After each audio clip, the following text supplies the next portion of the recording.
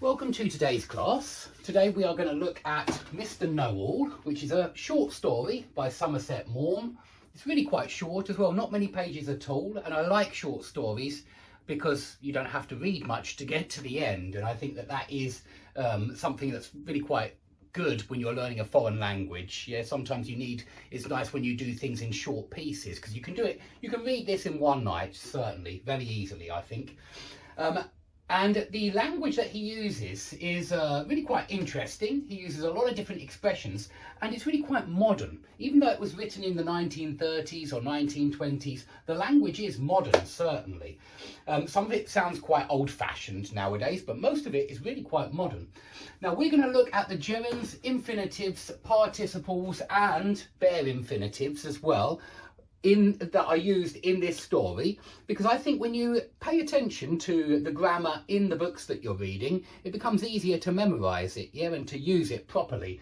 And of course, gerunds, infinitives and participles, they are difficult, and there are a lot of mistakes where people use a 2+ infinitive when they should use a gerund, or the opposite, a gerund when they should use a 2+ infinitive, or they use a 2+ infinitive when it should be a bare infinitive. That's very common after modal verbs. That's a very common mistake. But let's start by looking at 2+ infinitives. And the first thing I want you to remember is that when you see an adjective, you're probably, I don't want to say definitely, but you're probably going to see a 2+ infinitive after it, okay? There are some situations where gerunds are also possible, I won't lie to you. But most of the time, let's say 96% of the time, you're going to use a 2+ infinitive after adjectives. For example, accommodation was hard to get and you had to put up with whatever agents chose to offer you.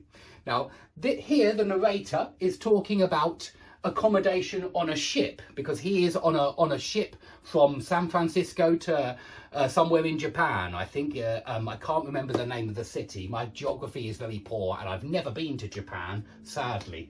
But he was on a ship from San Francisco to Japan and he was talking about how difficult it was to find, yeah, difficult to find, difficult is an adjective, difficult to find accommodation on the ship. It was difficult to get, yeah, this accommodation. Remember, accommodation means a living space. It's very often used for holidays, yeah. You look at different types of accommodation. You can live in a hotel, you can stay in an Airbnb nowadays, you can go half board, full board. All of this is these are different types of accommodation. So, accommodation was hard to get, it was difficult to find, and you had to, now you all know that, have to plus infinitive, yeah? You had to put up with. And look at that, that's a very interesting phrasal verb that I want you all to memorize because it's actually very common and it means to tolerate, to put up with. You had to tolerate whatever the travel agent chose to offer you. Yeah, the agents, he means the travel agent here. So you had to put up with whatever was offered to you, whatever agents chose to offer you. So choose is a verb which is always 2+ infinitive. And you just have to learn these verbs which take 2+ infinitive.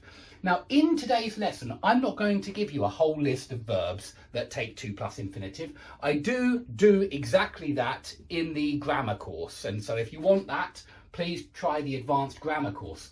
But I actually think that nobody learns grammar in a table. We try, of course, but nobody gets fluent in a language by memorizing a table and recalling that table every time they want to speak. What you do is you just use choose in a number of different sentences correctly, and so you say it, and if you say it and say it and say it again, you never forget it. And so if you keep saying, you know, we chose to do this, he chose to do that, you just memorize, you know instinctively that it's 2+ infinitive after choose.